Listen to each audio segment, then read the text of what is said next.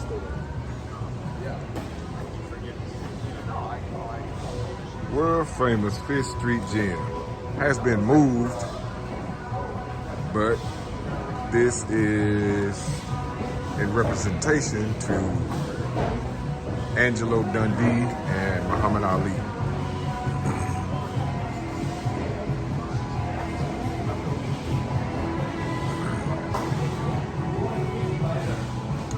That's right. And I see these two guys out here, man. Give me a little bit of history, man, since the gym has been moved over here. Right. You say like 2003? Yeah, so the original one on 5th and Washington got moved to 16th and Alton. And then around that time, Dino was like, it's not really working out because it's not on 5th Street. So then Dino moved it back. This is 5th and Jefferson Court, this little alley here. We got a little piece of history here. Yeah, it's 5th Street Gym. We have our pros training here. We have our fighters training here. I fight myself. Yeah, it's a great piece. What's your name? History. Fernando Rodriguez. So let me ask you this. Angelo Dundee, do you know who owned it when Muhammad Ali and Angelo Dundee was doing training? I think it was him and his brother Chris Dundee. Okay. And do you happen to know when they sold it or lost it or whatever? They passed it down to Dino. Oh, Dino is a relative. Not that he's a relative, but he's like he's been in that circle for years. Yeah, he was Muhammad Ali's bodyguard at the end of his life. Wow. For the last like 5 years of his life. Gotcha.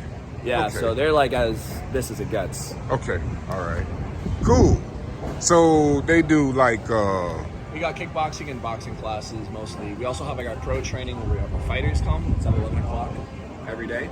Right. And then classes 9 o'clock and then 5:30 and 6. We got classes starting soon. Gotcha. Man, this is part of history, man. Yeah, it is. And I do mean big history. Yeah, this is as big as it gets in terms of boxing. Right. Okay. Big as it gets. All right, so I'm gonna take y'all around the corner to where the CVS is to show you where the original gym was, and I'll probably go over and show y'all where they tried to move it to, but it didn't work out. So we'll check back with you. All right, peace. We decided to walk down to, let me show y'all the sign. This is 5th Street. And we're gonna walk down to where it is. This is the alley here. Get Ali. Anyway, all right, so this is the alley where the gym is located now. Okay, so we finally made it here. All right, so this is a CVS now. This right here was the infamous 5th Street Gym, owned by Angelo Dundee and his brother. Here's a little list of some of the people that trained at this gym. As you can see, Willie Pastrano, Muhammad Ali, Carmen Garcillo, Sugar Ray Leonard, Ralph Dupas, Luis Rodriguez, Sugar Ramos, Jimmy Ellis, Jose Naples, Michael Nunn, George Foreman, Addison Rodriguez, George Scott, Pinklin Thomas, and Slobodan Kaka. Dedicated August 28, 2002, 20 years ago. So this is August 31st. What's this? 31st? Yeah, 31st. So, like I said, this was the 5th Street Gym right here. It's on the corner of Washington and 5th Street. And they need to redo this because the images have disappeared. I guess worn off by the weather. So the city of Miami needs to come and check on this. All right, peace.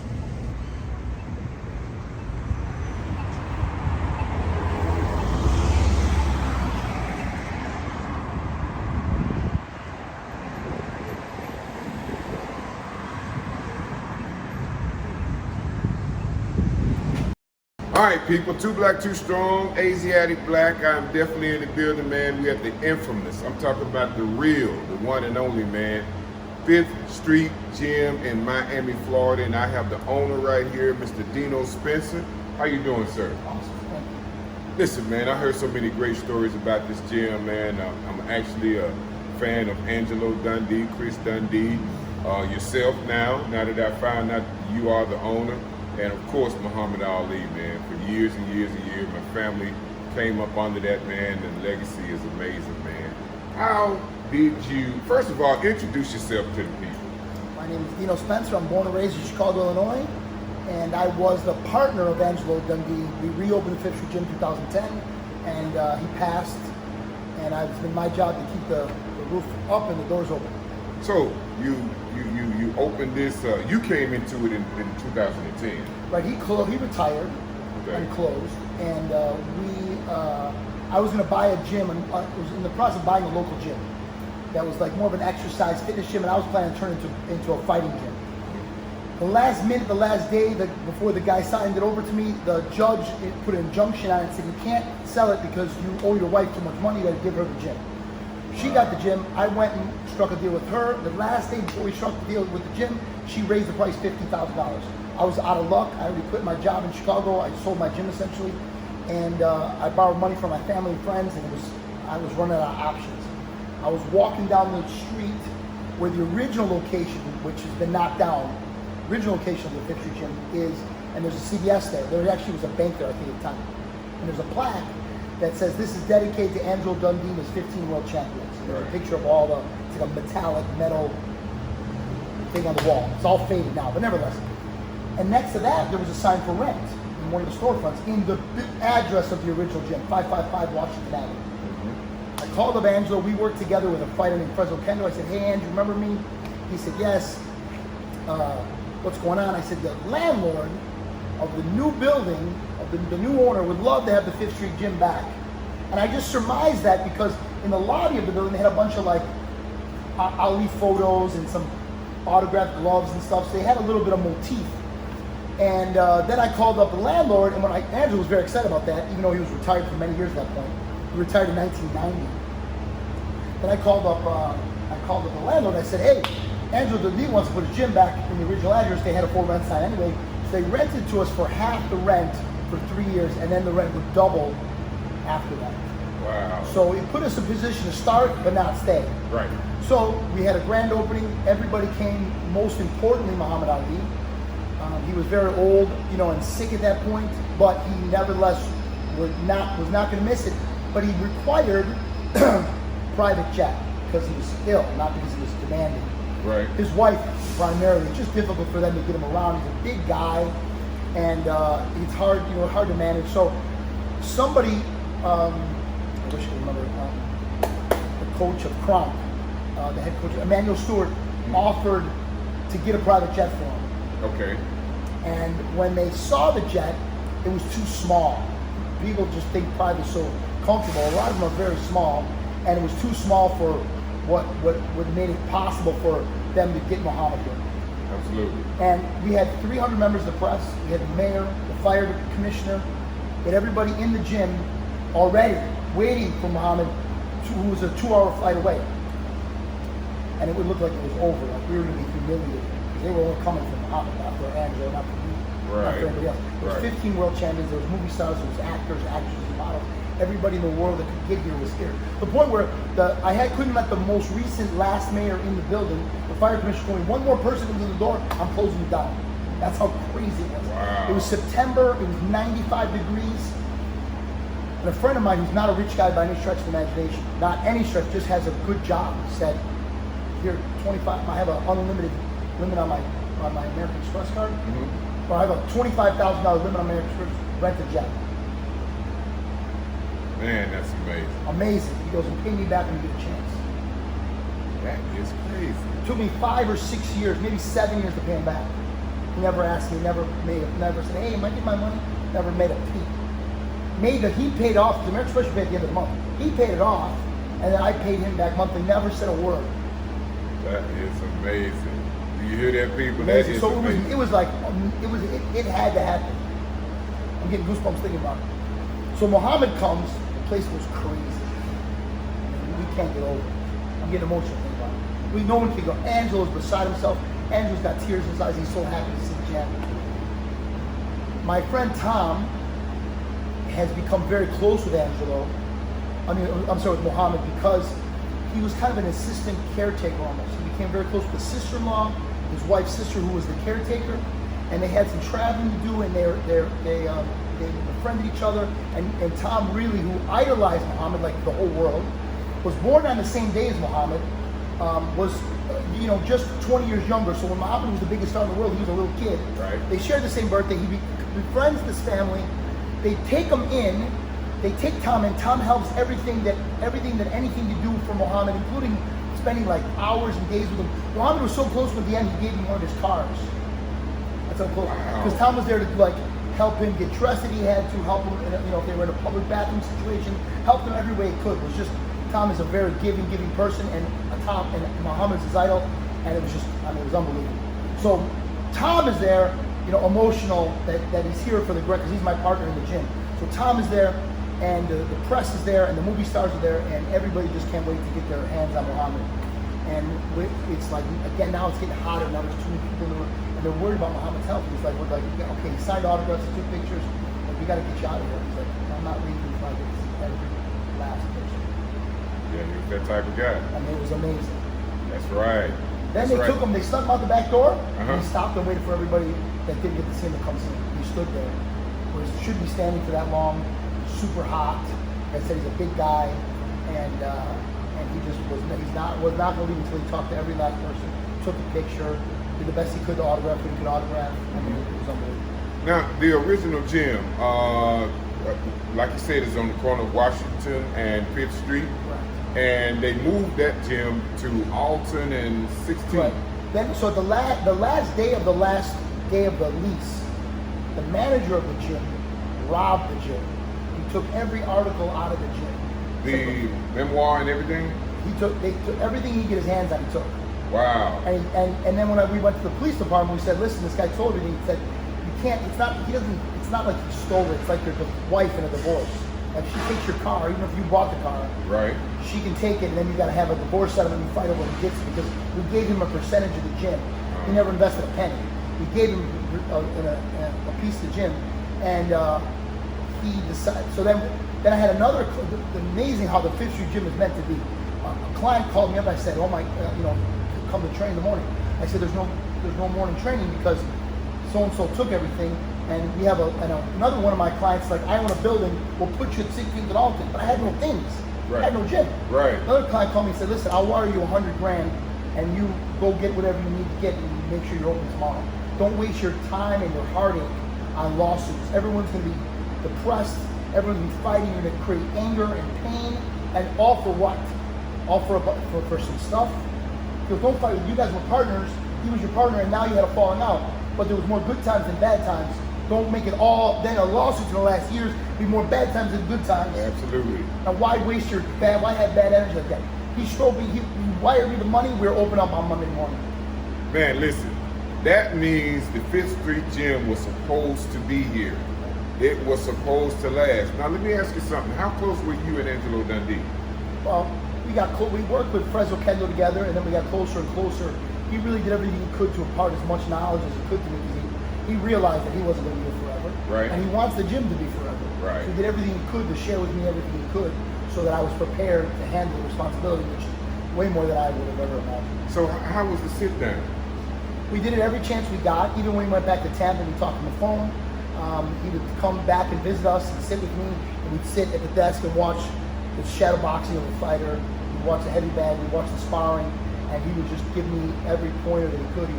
He would basically speak the whole time, and just point out every detail that he could, from the way the guy ties his shoes, to how much water he gets, what running he should do, you name it, to what restaurants that him and Muhammad used to go to around Miami Beach. Right. I mean, he shared as much as he possibly could. It was great. It was a great 3 years. Okay, and his brother Chris. Chris had passed already. Already. And Angelo died in 2012. Am I correct? Okay, so What feeling did you get just being around these people? And of course, what were you doing before that? I was running a gym in Chicago. I was doing the same thing. Okay, so you was always around boxing. Are you a boxer yourself? I was not. I was a bad kickboxer, and I had a really good fighter named Carl Davis that was kickboxing. I knew he'd never make any money kickboxing. I knew he needed to switch to boxing, and he didn't start never threw a punch in his life until he was 26 years old.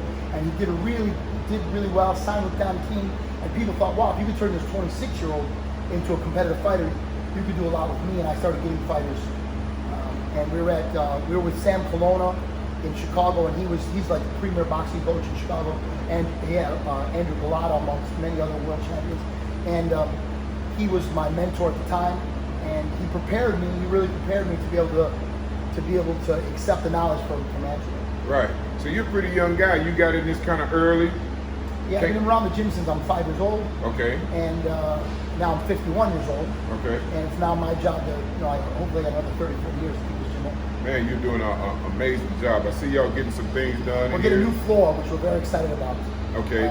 So everything's up in the ring, and we tried to get it done over the holiday weekend, but it didn't happen. Okay, doing the moving around of the gym, going from Alton to coming down to here, Back on Fifth Street. Back on Fifth Street.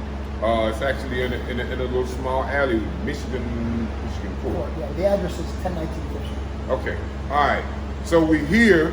He's getting a lot of things done, as you can see, man. There's a lot of things on the wall. I showed y'all some of the lower thirds and everything that I took the other day. I came by the other day and met a few people, man, and watched some of the kickboxers in the gym. Now, what are your plans from here on out? What do you plan to do with this thing?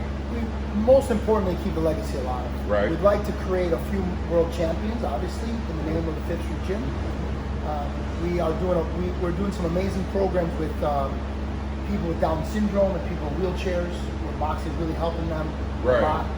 And we're just trying to really expose the world to the Fifth Street Gym and not let the legacy die. If we don't, people won't even know who Angelo Dundee is. People, kids these days, they're not in there. But when Jake Paul was here working out, all of a sudden a whole new generation of people knew who Angelo Dundee and who the Fifth Street Gym is. Absolutely. So that's my main job is really that, is to keep the legacy alive. Okay, and the original building down, we actually, they knocked the building down, they put up a new building in the same address, and there's a CVS in there now.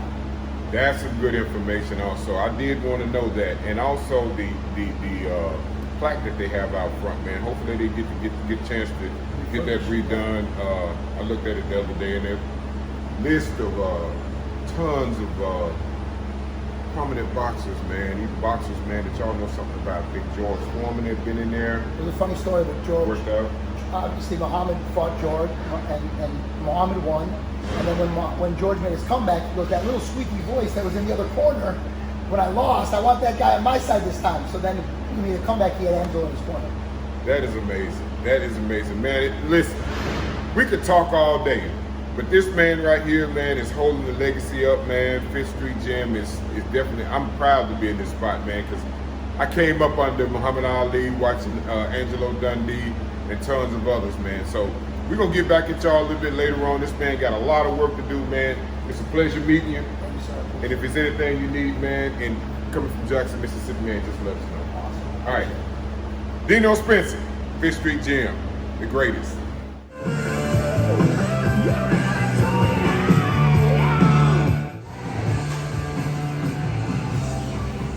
It's hard for anyone to understand how nice and warm Muhammad was to people. Good morning.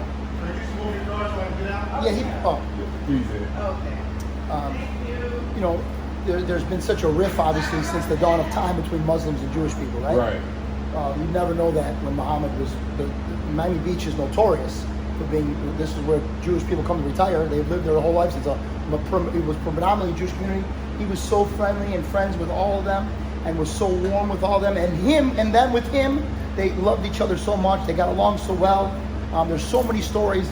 I have guys come here, Jewish guys come in here every day, tell me, when I was 15 years old, I used to watch Muhammad spar, and when my grandfather was buddies with him, and he took pictures with him. I mean, there's never one person that comes and says a bad thing. Right. It's remarkable. You'd think he'd piss off somebody with his, but all that was just an act. That was just to sell tickets. He got that bid from Gorgeous George, the wrestler, and he just did that to to sell tickets and make a living and to provide for his family, and the rest was just he was just a good guy, man. Yeah, Just he's a the genuine guy. stories never end about how nice he was to everybody. Right. How generous he was to everybody. Right. And spent so much time with the fans. Absolutely. Yeah, Unlimited. Now over town. Oh yeah, that was the bridge. So he used to run over the bridge, Uh-huh. 6 miles, hang out with everybody, change his clothes, and do his boxing workout. One of the first times he ran, the cop stopped him and says, "Black people aren't allowed to go over the bridge." Absolutely. And then he said, "But I'm with Angelo Dundee." And they said, "Oh, you're with Angelo? Okay, come on." So Angelo broke down a lot of barriers. Right. You know, Angelo comes from a time when Italians really got a hard time all over the country. Right. And he's like, no one liked us when I was little either, so who cares? You just do your job, you be polite all the time, always be nice. He said it doesn't cost nothing to be nice. Just be nice, kill them with kindness, do your job, and it will work out. Just you got to give it a chance. Right. And he just kept that mantra all through his life. Yeah. He had this famous saying, man, you got the right complexion, you give me the right connection. That's it. So he was a very smart guy, man, and with that, man, he didn't do it just for the business, man. He was actually a genuine person, good person. And Muhammad was really pressured, and again, this is from Muhammad. Right. They really wanted him to get rid of Angelo. They wanted to put a new team in there. Right. And Muhammad said, "No, absolutely not. That was he was my coach. Yeah, They always did right by me. Right. You know, and he really, honestly, no one cared less about color than Muhammad. I did. But more importantly, I got to spend time with Muhammad at his house. Yeah, at his house. At his house, both in Arizona and Michigan. You know, he loved cowboy movies, Western movies. Really? Loved them. We watched 10 in a row sometimes. 10 in a row. You know, he takes medicine to stop him from shaking, which tightens up his throat. But when he's home, they don't care if he shakes because no one's watching. So it loosens up his throat so he can talk a lot more. Right. Oh, really? Yeah. So at home, he would talk a lot. Right. And he goes, people think that I'm cheering for the Indians, but I'm cheering for the Cowboys.